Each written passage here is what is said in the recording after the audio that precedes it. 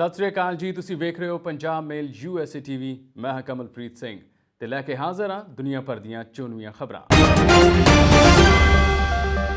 California ਦੇ ਸ਼ਹਿਰ Tracy ਅਤੇ ਮਾਊਂਟੇਨ ਹਾਊਸ ਤੋਂ ਲੰਘਦੇ ਹਾਈਵੇ 205 ਨੂੰ ਸਿੱਖ ਭਾਈਚਾਰੇ ਵੱਲੋਂ ਅਡਾਪਟ ਕੀਤਾ ਗਿਆ ਹੈ। ਇਸ ਦੇ ਲਈ ਟ੍ਰੇਸੀ ਅਤੇ ਮਾਊਂਟੇਨ ਹਾਊਸ ਸ਼ਹਿਰਾਂ ਤੋਂ ਲੰਘਦੇ ਹਾਈਵੇ 205 ਤੇ ਕੈਲੀਫੋਰਨੀਆ ਡਿਪਾਰਟਮੈਂਟ ਆਫ ਟਰਾਂਸਪੋਰਟੇਸ਼ਨ ਵੱਲੋਂ ਦੋ ਸਾਈਨ ਬੋਰਡ ਲਗਾਏ ਗਏ ਹਨ, ਜਿਸ ਉੱਤੇ 6 ਆਫ ਟ੍ਰੇਸੀ ਅਤੇ 6 ਆਫ ਮਾਊਂਟੇਨ ਹਾਊਸ ਲਿਖਿਆ ਗਿਆ ਹੈ। ਇਸ ਦੇ ਨਾਲ ਇਸ ਸਾਈਨ ਬੋਰਡ ਤੇ ਅਮਰੀਕਨ ਝੰਡੇ ਨੂੰ ਇੱਕ ਦਸਤਾਰ ਦੇ ਰੂਪ ਵਿੱਚ ਦਿਖਾਇਆ ਗਿਆ ਹੈ। ਸਥਾਨਕ ਆਗੂਆਂ ਵੱਲੋਂ ਸਰਕਾਰੀ ਅਦਾਰਿਆਂ ਨਾਲ ਗੱਲਬਾਤ ਕਰਕੇ ਇਹ ਸਾਈਨ ਬੋਰਡ ਇੱਥੇ ਲਾਏ ਗਏ ਹਨ।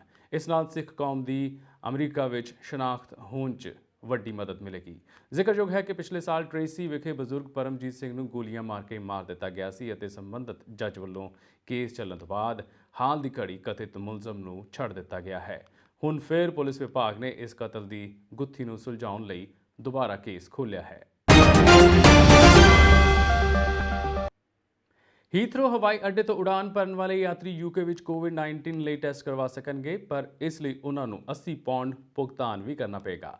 1 ਘੰਟੇ ਵਿੱਚ ਵਾਇਰਸ ਦਾ ਨਤੀਜਾ ਦੇਣ ਵਾਲਾ ਇਹ ਨਵਾਂ ਪਰੀਖਣ ਸ਼ੁਰੂ ਹੋਇਆ ਹੈ। ਇਸ ਨਾਲ ਲੋਕ ਉਹਨਾਂ ਦੇਸ਼ਾਂ ਦੀ ਯਾਤਰਾ ਕਰ ਸਕਦੇ ਹਨ ਜਿੱਥੇ ਪਹੁੰਚਣ ਤੇ ਵਾਇਰਸ ਦੇ ਨਕਾਰਾਤਮਕ ਨਤੀਜੇ ਦੇ ਪ੍ਰਮਾਣ ਲਈ ਕਿਹਾ ਜਾਂਦਾ ਹੈ। ਇਹ ਟੈਸਟ 1 ਘੰਟੇ ਵਿੱਚ ਨਤੀਜਾ ਦੇਣ ਦੇ ਯੋਗ ਹੈ ਅਤੇ NHS ਦੁਆਰਾ ਵਰਤੇ ਜਾਂਦੇ PCR ਟੈਸਟ ਨਾਲੋਂ ਵੀ ਤੇਜ਼ ਹੈ, ਕਿਉਂਕਿ ਇਸ ਨੂੰ ਕਿਸੇ ਲੈਬੋਰੇਟਰੀ ਵਿੱਚ ਭੇਜਣ ਦੀ ਜ਼ਰੂਰਤ ਨਹੀਂ ਹੈ। ਫਿਲਹਾਲ ਇਹ ਟੈਸਟ ਹੀਥਰੋ ਹਵਾਈ ਅੱਡੇ ਦੇ ਟਰਮੀਨਲ 2 ਅਤੇ 5 ਤੇ ਮੌਜੂਦ ਹੈ।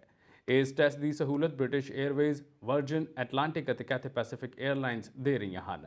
ਇੰਨਾ ਹੀ ਨਹੀਂ, ਇਹ ਯੂਕੇ ਵਿੱਚ ਆਉਣ ਵਾਲੇ ਮੁਸਾਫਰਾਂ ਨੂੰ ਵੀ ਏਕਾਂਤਵਾਸ ਹੋਣ ਤੋਂ ਬਚਾ ਕੇ ਲਾਭਦਾਇਕ ਸਿੱਧ ਹੋ ਸਕਦਾ ਹੈ। ਰਾਸ਼ਟਰਪਤੀ ਬਹਿਸ ਲਈ ਨਿਯਮਾਂ ਵਿੱਚ ਤਬਦੀਲੀ ਦੇ ਬਾਵਜੂਦ ਰਾਸ਼ਟਰਪਤੀ ਡੋਨਾਲਡ ਟਰੰਪ ਵੱਲੋਂ ਆਪਣੇ ਵਿਰੋਧੀ ਉਮੀਦਵਾਰ ਜੋ ਬਾਈਡਨ ਨਾਲ ਵੀਰਵਾਰ ਨੂੰ ਬਹਿਸ ਵਿੱਚ ਹਿੱਸਾ ਲਿਆ ਜਾਵੇਗਾ। ਨਿਯਮਾਂ 'ਚ ਤਬਦੀਲੀ ਦਾ ਟਰੰਪ ਦੀ ਪ੍ਰਚਾਰ ਟੀਮ ਨੇ ਵਿਰੋਧ ਕੀਤਾ ਸੀ। ਨਵੇਂ ਨਿਯਮਾਂ ਅਨੁਸਾਰ ਦੋਵੇਂ ਉਮੀਦਵਾਰਾਂ ਨੂੰ ਹਰੇਕ ਵਿਸ਼ੇ ਤੇ ਬਿਨਾਂ ਟੋਕੇ 2 ਮਿੰਟ ਬੋਲਣ ਦਾ ਸਮਾਂ ਦਿੱਤਾ ਜਾਵੇਗਾ। ਅਜਿਹਾ ਪਿਛਲੀ ਵਾਰ ਦੀ ਬਹਿਸ ਵਿੱਚ ਹੋਈ ਵਧੇਰੇ ਟੋਕਾ-ਟਾਕੀ, ਜੋ ਕਿ ਜ਼ਿਆਦਾਤਰ ਟਰੰਪ ਵੱਲੋਂ ਕੀਤੀ ਗਈ ਸੀ, ਉਸ ਨੂੰ ਰੋਕਣ ਲਈ ਕੀਤਾ ਗਿਆ ਹੈ।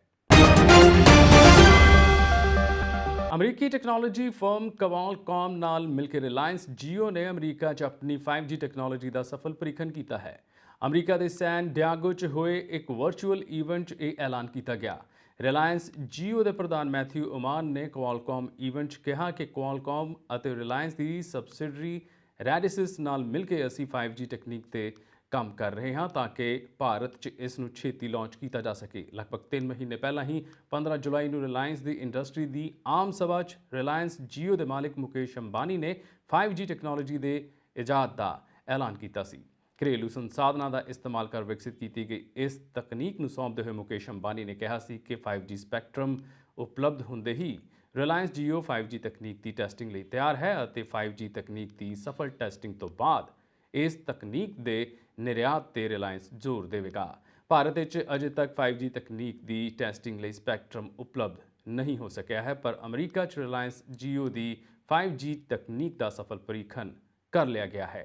ਤਕਨੀਕ ਨੇ ਪੂਰੀ ਤਰ੍ਹਾਂ ਸਾਰੇ ਪੈਰਾਮੀਟਰ ਤੇ ਆਪਣੇ ਆਪ ਨੂੰ ਵਧੀਆ ਸਾਬਤ ਕੀਤਾ ਹੈ। ਕਰੋਨਾ ਵਾਇਰਸ ਦੇ ਚਲਦੇ ਬਹੁਤ ਸਾਰੇ ਦੇਸ਼ਾਂ ਨੇ ਚੀਨੀ ਕੰਪਨੀ ਹੁਵਾਵੇ ਤੇ ਪਾਬੰਦੀ ਲਗਾ ਦਿੱਤੀ ਹੈ। ਹੁਵਾਵੇ 5G ਤਕਨੀਕ ਵਿਕਸਿਤ ਕਰਨ ਵਾਲੀ ਚੀਨੀ ਕੰਪਨੀ ਹੈ। 5G ਤਕਨੀਕ ਦੇ ਸਫਲ ਪਰੀਖਣ ਤੋਂ ਬਾਅਦ ਹੁਣ ਰਿਲਾਇੰਸ ਜੀਓ ਦੁਨੀਆ ਭਰ 'ਚ ਚੀਨੀ ਕੰਪਨੀ ਦੀ ਜਗ੍ਹਾ ਭਰ ਸਕਦਾ ਹੈ।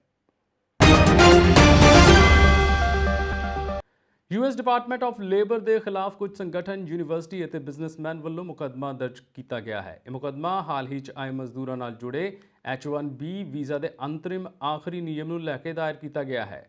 ਸ਼ਿਕਾਇਤਕਰਤਾਵਾਂ ਦਾ ਦੋਸ਼ ਹੈ ਕਿ ਇਹ ਨਿਯਮ ਨਿਸ਼ਚਿਤ ਰੂਪ ਨਾਲ ਮਨਮਾਨਾ, ਗਲਤ ਅਤੇ ਤਰਕਹੀਣ ਹੈ, ਜਿਸ ਦੇ ਲਈ ਪ੍ਰਤੀਕਾਤਮਕ ਨਿਯਮਾਂ ਦਾ ਪਾਲਣ ਨਹੀਂ ਕੀਤਾ ਗਿਆ ਹੈ। H-1B ਵੀਜ਼ਾ ਇੱਕ ਗੈਰ ਅਪ੍ਰਵਾਸੀ ਵੀਜ਼ਾ ਹੈ ਜੋ ਅਮਰੀਕੀ ਕੰਪਨੀਆਂ ਨੂੰ ਲੈ ਕੇ ਵਿਦੇਸ਼ੀ ਕਰਮਚਾਰੀਆਂ ਨੂੰ ਵਿਸ਼ੇਸ਼ ਕਾਰੋਬਾਰ 'ਚ ਨਿਯੋਜਿਤ ਕਰਨ ਦੀ ਆਗਿਆ ਦਿੰਦਾ ਹੈ, ਜਿਨ੍ਹਾਂ ਨੂੰ ਸਿਧਾਂਤਕ ਜਾਂ ਤਕਨੀਕੀ ਮੁਹਾਰਤ ਦੀ ਲੋੜ ਹੁੰਦੀ ਹੈ। ਇਹ ਭਾਰਤੀ IT ਪੇਸ਼ਾਵਰਾਂ 'ਚ ਸਭ ਤੋਂ ਜ਼ਿਆਦਾ ਮੰਗ ਵਾਲਾ ਹੈ। ਵਰਣਨਯੋਗ ਹੈ ਕਿ ਹਾਲ ਹੀ 'ਚ ਟਰੰਪ ਪ੍ਰਸ਼ਾਸਨ ਨੇ ਸਥਾਨਕ ਮਜ਼ਦੂਰਾਂ ਦੀ ਸੁਰੱਖਿਆ ਲਈ ਚੋਣਾਂ ਤੋਂ ਪਹਿਲਾਂ H-1B ਵੀਜ਼ਾ ਨੂੰ ਲੈ ਕੇ ਨਵੀਆਂ ਪਾਬੰਦੀਆਂ ਲਗਾ ਦਿੱਤੀਆਂ ਹਨ, ਜਿਸ ਤੋਂ ਬਾਅਦ ਅਜਿਹਾ ਅਨੁਮਾਨ ਲਗਾਇਆ ਜਾ ਰਿਹਾ ਹੈ ਕਿ US ਸਰਕਾਰ ਦੇ ਇਸ ਕਦਮ ਨਾਲ ਭਾਰਤ ਦੇ ਹਜ਼ਾਰਾਂ IT ਪੇਸ਼ੇਵਰ ਪ੍ਰਭਾਵਿਤ ਹੋਣਗੇ। ਨਵੇਂ ਪ੍ਰਤੀਬੰਧਾਂ ਨੂੰ ਲੈ ਕੇ ਕਿਹਾ ਗਿਆ ਹੈ ਕਿ ਇਸ ਦਾ ਉਦੇਸ਼ ਯੋਗ ਉਮੀਦਵਾਰਾਂ ਨੂੰ ਵੀਜ਼ਾ ਦੇਣਾ ਹੈ ਅਤੇ ਇਹ ਜਲਦ ਹੀ ਪ੍ਰਭਾਵੀ ਹੋਵੇਗਾ। ਘਰੇਲੂ ਕਲੇਸ਼ ਨੂੰ ਨਜਿੱਠਣ ਲਈ ਮੌਕੇ ਤੇ ਪੁੱਜੀ ਪੁਲਿਸ ਤੇ ਇੱਕ ਵਿਅਕਤੀ ਨੇ ਗੋਲੀਆਂ ਚਲਾ ਦਿੱਤੀਆਂ, ਜਿਸ ਵਿੱਚ ਹਿਊਸਟਨ ਦੇ ਇੱਕ ਅਧਿਕਾਰੀ ਦੀ ਮੌਤ ਹੋ ਗਈ।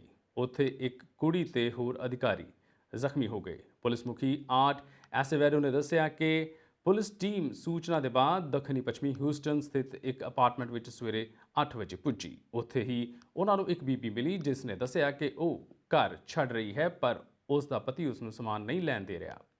ਐਸਵੇਡੋ ਨੇ ਇੱਕ ਪੱਤਰਕਾਰ ਸੰਮੇਲਨ ਵਿੱਚ ਦੱਸਿਆ ਕਿ ਤਕਰੀਬਨ 1.5 ਘੰਟੇ ਬਾਅਦ ਮਹਿਲਾ ਦੇ 14 ਸਾਲਾ ਪੁੱਤ ਨੇ ਦਰਵਾਜ਼ਾ ਖੋਲ੍ਹਿਆ ਤੇ 51 ਸਾਲਾ ਅਲਮਰ ਮਾਨਜ਼ਾਨੋ ਨੇ ਬਾਹਰ ਆ ਕੇ ਅਧਿਕਾਰੀਆਂ ਤੇ ਗੋਲੀਆਂ ਚਲਾ ਦਿੱਤੀਆਂ, ਜਿਸ ਦਾ ਅਧਿਕਾਰੀਆਂ ਨੇ ਵੀ ਜਵਾਬ ਦਿੱਤਾ। ਉਹਨਾਂ ਨੇ ਦੱਸਿਆ ਕਿ ਸਾਰਜੈਂਟ ਹੈਰੋਲਡ ਪ੍ਰੈਸਟਨ ਦੇ ਸਿਰ ਸਣੇ ਸਰੀਰ ਵਿੱਚ ਕਈ ਥਾਂ ਗੋਲੀਆਂ ਲੱਗੀਆਂ ਸੀ ਤੇ ਹਸਪਤਾਲ ਵਿੱਚ ਉਹਨਾਂ ਨੇ ਦਮ ਤੋੜ ਦਿੱਤਾ।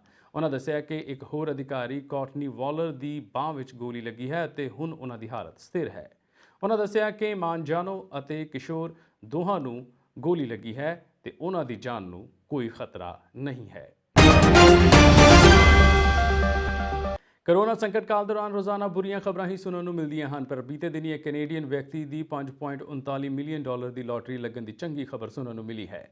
ਅਲਬਰਟਾ ਦੇ ਰਹਿਣ ਵਾਲੇ ਐਂਡਰਿਊ ਬੁਰਕੇ ਨੇ ਦੱਸਿਆ ਹੈ ਕਿ ਉਸ ਨੇ ਲਾਟਰੀਆਂ ਦੀਆਂ 2 ਟਿਕਟਾਂ ਖਰੀਦੀਆਂ ਸਨ ਤੇ ਉਸ ਦੀਆਂ ਦੋਵੇਂ ਟਿਕਟਾਂ ਨਿਕਲ ਆਈਆਂ ਤੇ ਉਹ ਦੋਹਰੀ ਲਾਟਰੀ ਦਾ ਜੇਤੂ ਬਣ ਗਿਆ ਹੈ।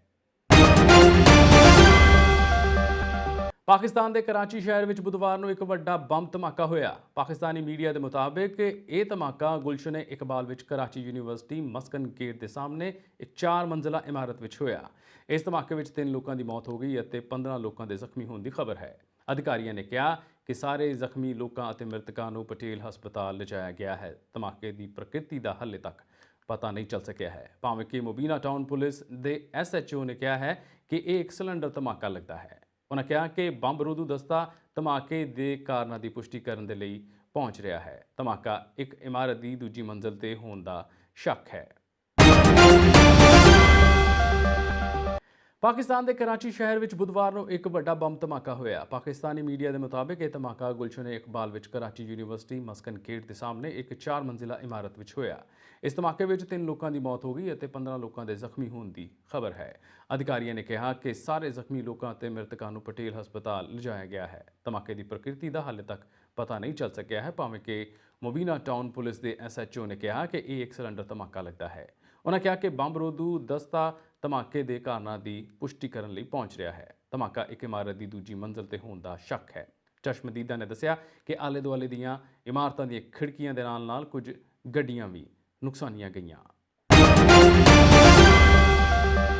ਪੈਗੰਬਰ ਕਾਰਟੂਨ ਵਿਵਾਦ ਵਿੱਚ ਫਰਾਂਸ ਵਿੱਚ ਇੱਕ ਟੀਚਰ ਵੱਲੋਂ ਇਸਲਾਮਿਕ ਕੱਟੜਪੰਥੀ ਦਾ ਗਲਾ ਕੱਟ ਦੇਣ ਦੇ ਬਾਅਦ ਹੁਣ ਪੈਰਿਸ ਵਿੱਚ ਐਫਲ ਟਾਵਰ ਦੇ ਹੇਠਾਂ 2 ਮੁਸਲਿਮ ਬੀਬੀਆਂ ਨੂੰ ਕਈ ਵਾਰ ਚਾਕੂ ਮਾਰ ਕੇ ਜ਼ਖਮੀ ਕਰ ਦਿੱਤਾ ਗਿਆ। ਇਸ ਦੌਰਾਨ ਗੰਦੇ ਅਰਬੀ ਕਹਿ ਕੇ ਉਹਨਾਂ ਨੂੰ ਗਾਲ ਵੀ ਕੱਢੀ ਗਈ। ਇਸ ਵਿੱਚ ਫਰਾਂਸ ਦੀ ਪੁਲਿਸ ਨੇ 2 ਸ਼ੱਕੀ ਬੀਬੀਆਂ ਨੂੰ ਇਸ ਨਸਲੀ ਹਮਲੇ ਦੇ ਬਾਅਦ ਗ੍ਰਿਫਤਾਰ ਕੀਤਾ ਹੈ। ਪੈਰਿਸ ਦੇ ਵਕੀਲਾਂ ਨੇ ਕਿਹਾ ਹੈ ਕਿ ਇਹਨਾਂ ਬੀਬੀਆਂ ਦੇ ਖਿਲਾਫ ਹੁਣ ਕਤਲ ਕਰਨ ਦੀ ਕੋਸ਼ਿਸ਼ ਦਾ ਮੁਕੱਦਮਾ ਚੱਲੇਗਾ। ਇਸ ਹਮਲੇ ਵਿੱਚ ਜ਼ਖਮੀ ਬੀਬੀਆਂ ਦੀ ਪਛਾਣ ਅਲਜੀਰੀਆ ਮੂਲ ਦੀ ਫਰਾਂਸੀਸੀ ਬੀਬੀ ਕੇਂਜ਼ਾ ਅਤੇ ਅਮੇਲ ਦੇ ਰੂਪ ਵਿੱਚ ਹੋਈ ਹੈ। ਕੇਂਜ਼ਾ ਨੂੰ 6 ਵਾਰ ਚਾਕੂ ਮਾਰਿਆ ਗਿਆ ਅਤੇ ਹਸਪਤਾਲ ਵਿੱਚ ਦਾਖਲ ਕਰਵਾਇਆ ਗਿਆ। ਅਮੇਲ ਨੂੰ ਵੀ ਹਸਪਤਾਲ ਵਿੱਚ ਦਾਖਲ ਕਰਵਾਇਆ ਗਿਆ ਅਤੇ ਉਸ ਦੇ ਹੱਥ ਦੀ ਸਰਜਰੀ ਹੋਈ ਹੈ। ਇਸ ਹਮਲੇ ਦੇ ਬਾਰੇ ਅਧਿਕਾਰਿਤ ਸੂਚਨਾ ਨਾ ਆਉਣ ਕਾਰਨ ਸੋਸ਼ਲ ਮੀਡੀਆ ਤੇ ਜੰਮ ਕੇ ਲੋਕਾਂ ਦਾ ਗੁੱਸਾ ਦੇਖਿਆ ਗਿਆ। ਭਾਰਤ ਸਰਕਾਰ ਵੱਲੋਂ ਪਾਸ ਕੀਤੇ ਖੇਤੀ ਆਰਡੀਨੈਂਸ ਬਿੱਲਾਂ ਦੇ ਖਿਲਾਫ ਜਿੱਥੇ ਭਾਰਤ ਪੰਜਾਬ ਵਿੱਚ ਵਿਰੋਧੀ ਲਹਿਰ ਚੱਲ ਰਹੀ ਹੈ, ਉੱਥੇ ਵੱਖ-ਵੱਖ ਵਿਦੇਸ਼ਾਂ ਵਿੱਚ ਵੀ ਵਸਦੇ ਪੰਜਾਬੀਆਂ ਵੱਲੋਂ ਕਿਸਾਨਾਂ ਦੇ ਹੱਕ ਵਿੱਚ ਅਤੇ ਖੇਤੀ ਆਰਡੀਨੈਂਸ ਦੇ ਖਿਲਾਫ ਭਾਰੀ ਰੋਸ ਮੁਜ਼ਾਹਰੇ ਕੀਤੇ ਜਾ ਰਹੇ ਹਨ। ਇਸੇ ਲੜੀ ਦੇ ਤਹਿਤ ਇਟਲੀ ਦੀ ਸਮਾਜ ਸੇਵੀ ਸੰਸਥਾ ਆਸ ਦੀ ਕਿਰਨ ਵੱਲੋਂ ਭਾਰਤੀ ਐਮਬੈਸੀ ਰੋਮ ਵਿਖੇ ਮੌਜੂਦਾ ਰਾਜਦੂਤ ਮੈਡਮ ਡਾਕਟਰ ਨੀਨਾ ਮਲਹੋਤਰਾ ਜੀ ਨੂੰ ਇੱਕ ਮੰਗ ਪੱਤਰ ਮੈਮੋਰੈਂਡਮ ਸੌਂਪਿਆ ਗਿਆ ਹੈ। ਬਾਅਦ ਵਿੱਚ ਸਮੂਹ ਸੰਸਥਾ ਦੇ ਮੈਂਬਰਾਂ ਅਤੇ ਹੋਰ ਭਾਰਤੀ ਭਾਈਚਾਰੇ ਦੇ ਲੋਕਾਂ ਵੱਲੋਂ ਇੱਕ ਰੋਸ ਪ੍ਰਦਰਸ਼ਨ ਵੀ ਕੀਤਾ ਗਿਆ। ਇਸ ਸੰਬੰਧੀ ਸੰਸਥਾ ਦੇ ਮੈਂਬਰਾਂ ਵੱਲੋਂ ਪ੍ਰੈਸ ਨੂੰ ਜਾਣਕਾਰੀ ਦਿੰਦਿਆਂ ਕਿਹਾ ਗਿਆ ਕਿ ਭਾਰਤ ਸਰਕਾਰ ਵੱਲੋਂ ਦੇਸ਼ ਦੇ ਕਿਸਾਨਾਂ ਦੇ ਲਈ ਜੋ ਖੇਤੀ ਆਰਡੀਨੈਂਸ ਬਿੱਲ ਪਾਸ ਕੀਤੇ ਗਏ ਹਨ, ਅਸੀਂ ਸਮਾਜ ਸੇਵੀ ਸੰਸਥਾ ਦੇ ਤੌਰ ਤੇ ਪੂਰਨ ਤੌਰ ਤੇ ਇਸ ਬਿੱਲ ਦਾ ਵਿਰੋਧ ਕਰਦੇ ਹਾਂ। ਓਨਟਾਰੀਓ ਸੂਬੇ ਵਿੱਚ ਕੋਰੋਨਾ ਵਾਇਰਸ ਕਾਰਨ ਲੱਗੀਆਂ ਪਾਬੰਦੀਆਂ ਨੂੰ ਮੱਧ ਨਵੰਬਰ ਤੱਕ ਹੋਰ ਸਖਤ ਕਰ ਦਿੱਤਾ ਗਿਆ ਹੈ। ਪ੍ਰੋਗਰੈਸਿਵ ਕੰਜ਼ਰਵੇਟਿਵ ਸਰਕਾਰ ਨੇ ਦੱਸਿਆ ਕਿ ਓਨਟਾਰੀਓ ਰੀਓਪਨਿੰਗ ਐਕਟ ਤਹਿਤ ਕੋਰੋਨਾ ਦੇ ਖਤਰਿਆਂ ਨੂੰ ਦੇਖਦਿਆਂ ਇਹ ਫੈਸਲਾ ਲਿਆ ਗਿਆ ਹੈ। ਟੋਰਾਂਟੋ, ਪੀਲ ਰੀਜਨ, ਓਟਾਵਾ ਤੇ ਯਾਰਕ ਰੀਜਨ ਵਿੱਚ ਸਟੇਜ 2 ਵਾਲੀਆਂ ਪਾਬੰਦੀਆਂ ਲਾਗੂ ਰਹਿਣਗੀਆਂ। ਮਾਹਰਾਂ ਦਾ ਕਹਿਣਾ ਹੈ ਕਿ ਠੰਡ ਵਧਣ ਦੇ ਨਾਲ ਹੀ ਓਨਟਾਰੀਓ ਵਿੱਚ ਫਲੂ ਤੇ ਖੰਘ ਵਰਗੀਆਂ ਬਿਮਾਰੀਆਂ ਵੱਧ ਰਹੀਆਂ ਹਨ। ਇਸ ਲਈ ਲੋਕਾਂ ਨੂੰ ਕੋਰੋਨਾ ਵਾਇਰਸ ਤੋਂ ਬਚਣ ਲਈ ਹੋਰ ਸਖਤ ਪਾਬੰਦੀਆਂ ਵਿੱਚੋਂ ਲੰਘਣਾ ਪਵੇਗਾ। ਅਜਿਹੇ ਵਿੱਚ ਮਾਸਕ ਸਭ ਤੋਂ ਵੱਧ ਜ਼ਰੂਰੀ ਹੈ। ਜ਼ਿਕਰਯੋਗ ਹੈ ਕਿ ਓਨਟਾਰੀਓ ਵਿੱਚ ਮੰਗਲਵਾਰ ਨੂੰ 821 ਮਾਮਲੇ ਸਾਹਮਣੇ ਆਏ, ਟੋਰਾਂਟੋ ਵਿੱਚ 327, ਪੀਲ ਰੀਜਨ ਤੋਂ 136 ਅਤੇ ਓਟਾਵਾ ਤੋਂ 79 ਮਾਮਲੇ ਸਾਹਮਣੇ ਆਏ ਹਨ।